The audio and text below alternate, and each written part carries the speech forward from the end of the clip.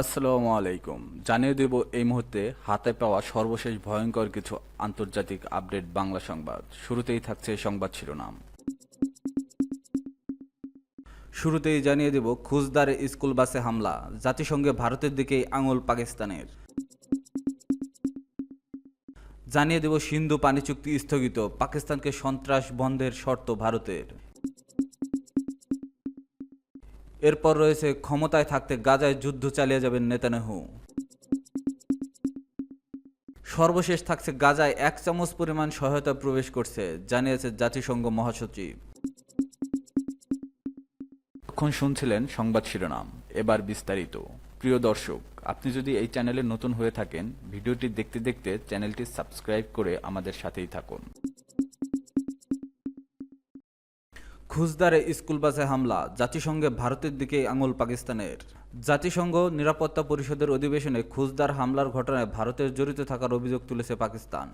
পাকিস্তানি প্রতিনিধি সাইমা সেলিম বলেন, এই হামলায় নিষিদ্ধ সংগঠন টিটিপি, বিএলএ এবং মজিদ ব্রিগেডের মাধ্যমে ভারত মদদ দিয়েছে, যার ফলে নিরীহ স্কুল শিশুরা প্রাণ হারিয়েছে। তিনি আরও বলেন, ভারতের এমন সন্ত্রাসী কার্যকলাপ শুধু পাকিস্তানের অভ্যন্তরে নয়, পুরো অঞ্চলের শান্তির জন্য হুমকি হয়ে দাঁড়িয়েছে। তিনি খুজদারে শিশু বহনকারী একটি বাসে হামলার বিষয়টি উল্লেখ করে ভারতের সংশ্লিষ্টর কথা তুলে ধরেন। জাতিসংঘ নিরাপত্তা পরিষদের সশস্ত্র সংঘাতে বেসামরিক নাগরিকদের সুরক্ষা বিষয়ক আলোচনায় ভারত ও পাকিস্তানের প্রতিনিধিরা তীব্র বাকপ্রতিদ্বন্দ্বিতায় জড়িয়ে পড়েন। পাকিস্তানের রাষ্ট্রদূত আসিম ইফতিখার আহমদ অভিযোগ করেন, সাম্প্রতিক আগ্রাসনের সময় ভারতীয় সেনাবাহিনী সাধারণ মানুষের বসতবাড়ি ও উপাসনালয়ে হামলা চালিয়ে বেসামরিকদের লক্ষ্যবস্তু করেছে। ভারতের প্রতিক্রিয়া। ভারতের স্থায়ী প্রতিনিধি পার্বতনেনি হরিশ পাকিস্তানের এই অভিযোগ প্রত্যাখ্যান করে বলেন, পাকিস্তান নিজেই সন্ত্রাসবাদকে রাষ্ট্রীয় নীতিতে পরিণত করেছে এবং আন্তর্জাতিক পরিসরে মিথ্যাচার করছে। তিনি বলেন, যে রাষ্ট্র সন্ত্রাসকে লালন করে তাদের পক্ষে বেসামরিক জনগণের সুরক্ষার পাঠ পড়ানোর কোনো নৈতিক ভিত্তি নেই। পাকিস্তানের পাল্টা জবাব। পাকিস্তানি প্রতিনিধি সাইমা সেলিম কড়া ভাষায় বলেন, কোনো ধরনের ধোঁয়াশা সৃষ্টি করেও সত্য লুকানো যাবে না। ভারত কাশ্মীর এবং পাকিস্তানি নিরীহ মানুষ হত্যা ও আহত করেছে। তারা আমাদের দেশ এবং বিশ্বজুড়ে হত্যাকাণ্ড ও সন্ত্রাসবাদের পেছনে রয়েছে। তিনি আরও বলেন, ভারতের কাছে যদি লুকানোর কিছু না থাকতো তবে তারা নিরপেক্ষ, বিশ্বাসযোগ্য, স্বাধীন তদন্তে রাজি হতো। কিন্তু এর পরিবর্তে তারা কাশ্মীরের জনগণের উপর রাষ্ট্রীয় সন্ত্রাস চাপিয়ে দিচ্ছে, যাতে তাদের ন্যায্য স্বাধীনতার সংগ্রাম দমন করা যায়। পানি প্রবাহের বাধা নিয়েও অভিযোগ সাইমা সেলিম আরও অভিযোগ করেন, ভারত এমন এক পর্যায়ে পৌঁছেছে যেখানে তারা 24 কোটি পাকিস্তানের জীবনরেখা হিসেবে বিবেচিত নদীগুলোর পানি প্রবাহের বাধা সৃষ্টি করছে। সাম্প্রতিক হামলার উল্লেখ। তিনি বলেন, চলতি মাসের শুরুতে ভারত পাকিস্তানে উস্কানিমূলক আগ্রাসন চালায় এবং সাধারণ নাগরিকদের উপর আঘাত আনে। এতে 40 জন নিহত হন, যাদের মধ্যে 4 জন নারী, 15 জন শিশু অন্তর্ভুক্ত। এছাড়া আহত হয়েছে আরও 121 জন, যাদের মধ্যে রয়েছে 10 জন নারী ও 27 জন শিশু। সাইমা আরও বলেন, বেসামরিক সুরক্ষা নিয়ে বক্তৃতা দেওয়ার ন্যূনতম বিশ্বাসযোগ্যতা ভারতের নেই। তার দাবি, ভারত যদি সত্যিকারের শান্তি ও নিরাপত্তা প্রতিষ্ঠায় আন্তরিক হয় এবং প্রতিবেশীর সঙ্গে সদ্ভাব বজায় রাখতে চায়, তবে তাদের উচিত রাষ্ট্রীয় সন্ত্রাসের পথ পরিহার করা এবং কাশ্মীরের দমন বন্ধ করা।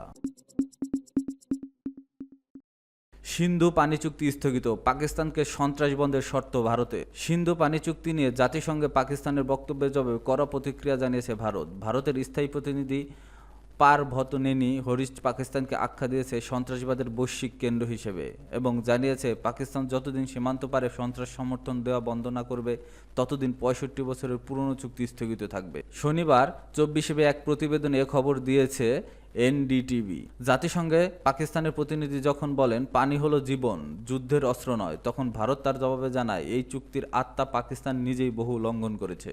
পার্বতনেনি হরিশ বলেন, 1960 সালে সিন্ধু পানি চুক্তি স্বাক্ষরিত হয় মৈত্রীর ভিত্তিতে, কিন্তু এরপর পাকিস্তান 3 বার ভারতকে যুদ্ধের মুখোমুখি করেছে এবং হাজার হাজার সন্ত্রাসী হামলার পেছনে সক্রিয়ভাবে জড়িত থেকেছে।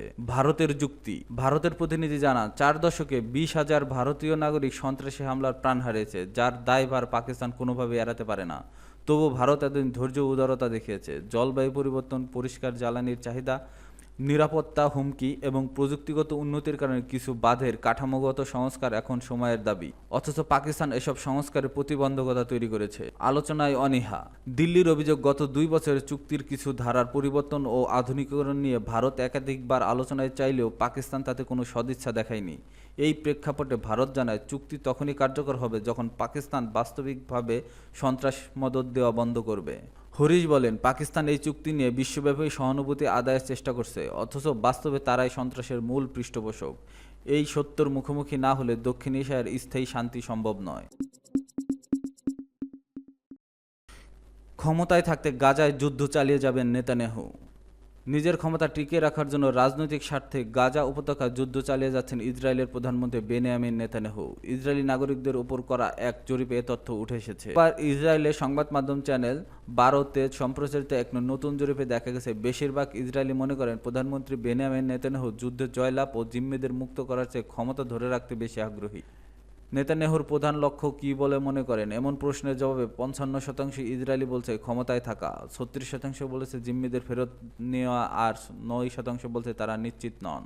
হামাসের কাছে আটক বাকি জিম্মিদের ফেরত আনতে আরেকটি চুক্তি কেন হয়নি, এমন প্রশ্নের জবাবে 53% উত্তরদাতা এটাকে রাজনৈতিক কারণ বলেছেন, 38% বলেছেন যৌক্তিক কারণে এটা হয়নি, আর 9% বলেছে কেন চুক্তি হলো না তার বিষয়টি সম্পর্কে নিশ্চিত নয়। চলতি সপ্তাহে নেতানিয়াহু তার সংবাদ সম্মেলনে জনগণকে গাজা যুদ্ধের যৌক্তিকতা নিয়ে বোঝাতে সক্ষম হয়েছেন কিনা জানতে চাওয়া হলে 62% উত্তরদাতা বলেছে তিনি তা করতে পারেননি, 34% বলেছেন নেতানিয়াহু বোঝাতে পেরেছেন, আর 4% বলেছেন তারা নিশ্চিত নন। বৃহস্পতিবার নেতানিয়াহু বলেছিলেন, কাতারের যুদ্ধবিরতি নিয়ে আলোচনাকারী ইসরায়েলের প্রতিনিধি দলের সর্বশেষ কাজ সম্পর্কে তিনি জানেন না।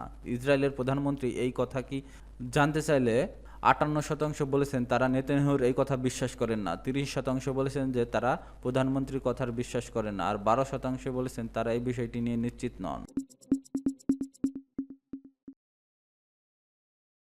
গাজায় 1 চামচ পরিমাণ সহায়তা প্রবেশ করেছে, জানিয়েছে জাতিসংঘ মহাসচিব। জাতিসংঘ মহাসচিব আন্তোনিও গুতেরেস বলেছেন, ইসরায়েল যে মানবিক সহায়তা প্রবেশের অনুমতি দিচ্ছে তা 1 চামচের সমান, এবং সহায়তা পৌঁছাতে ইসরায়েলের ইচ্ছাকৃতভাবে বিলম্ব করছে। শুক্রবার গাজার মানবিক পরিস্থিতি নিয়ে সাংবাদিকদের সঙ্গে কথা বলার সময় তিনি কথা বলেন, খবর আনাদোলুর এজেন্সির। গুতেরেস বলেন, গাজার পুরো জনসংখ্যা দুর্ভিক্ষের ঝুঁকির মুখোমুখি। কেরেম সালম ক্রসিং দিয়ে প্রায় 400 লরি গাজায় প্রবেশের জন্য অনুমতি দেওয়া হয়েছিল, কিন্তু মাত্র 115টি লরি থেকে ত্রাণ বিতরণের জন্য সংগ্রহ করা হয়েছে। তিনি বলেন, জাতিসংঘ কিছু গমের আটা, শিশুদের পুষ্টিকর খাবার এবং ঔষধ বিতরণ করতে পেরেছে। এছাড়া কিছু বেকারি দক্ষিণ এবং মধ্য গাজায় কাজ করছে।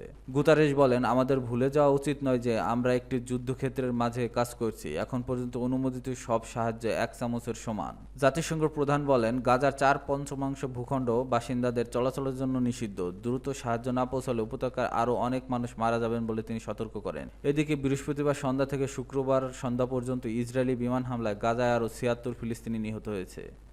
গাজার উত্তরাঞ্চলে হামলায় মাত্র আরও বাড়িয়েছে নেতানিয়াহুর সেনারা। আহতদের ঠাঁই দিতে হিমশিম খাচ্ছে হাসপাতালগুলো। বিভিন্ন আন্তর্জাতিক সংস্থার তথ্যমতে গাজার হাসপাতালগুলো এখন কার্যত বিপর্যস্ত। বিশ্ব স্বাস্থ্য সংস্থা জানায়, অবরুদ্ধ অঞ্চলটিতে 36টি হাসপাতালের মধ্যে মাত্র 19টি চালু, এর পুরোপুরি কার্যকর মাত্র 12টি। গত সপ্তাহে যুদ্ধের সরাসরি প্রভাবে 4টি প্রধান হাসপাতাল বন্ধ হয়ে গেছে, যার মধ্যে রয়েছে ইন্দোনেশিয়া, ইউরোপিয়ান গাজা, কামাল আদান ও হাম্মাদ হাসপাতাল। ইউনিসেফ জানিয়েছে 20 ট্রাক পুষ্টিকর খাদ্য সামগ্রী দেইর আল বালা অঞ্চলে তাদের গুদামে পৌঁছেছে। এদিকে বিশ্ব খাদ্য কর্মসূচির সহায়তায় দক্ষিণ ও মধ্য গাজায় কয়েকটি বন্ধ বেকারি আবার চালু করে হয়েছে। 2 মাস বন্ধ থাকার পর আল বান্না বেকারির মতো প্রতিষ্ঠানগুলো আবারও চালু হতে শুরু করেছে, তবে প্রয়োজনের তুলনায় তা সামান্য। ইসরায়েল যারায় কেরম সালম ক্রসিং দিয়ে 300 ট্রাক ত্রাণ ঢুকেছে, তবে জাতিসংঘ মহাসচিব আন্তোনিও গুতেরেস জানান, 1/3 গাজা শহরে পৌঁছতে পারেনি নিরাপত্তাহীনতার কারণে। উত্তর দিকে এখনো কোনো ত্রাণ যায়নি, আর নতুন মার্কিন সমর্থিত ত্রাণ বন্টন প্রক্রিয়াতেও জাতিসংঘ অংশ নেবে না বলে সাফ জানিয়ে দিয়েছেন তিনি।